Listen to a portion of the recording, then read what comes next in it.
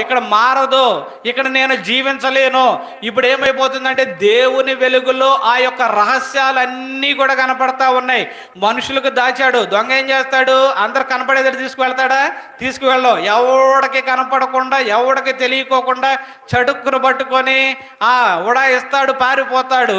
కానీ ఇప్పుడు పరలోకంలో తన యొక్క రహస్య క్రియలన్నీ కూడా దేవుని ముందు తేటగా కనిపిస్తూ ఉన్నప్పుడు అతడు అక్కడ నివసించలేక మరికొన్ని దురాత్మల సమూహం కనిపించినప్పుడు ఆ ఆత్మ అంట వెళ్ళిపోయి ఆ యొక్క దురాత్మల సమూహంలో కలిసిపోయింది.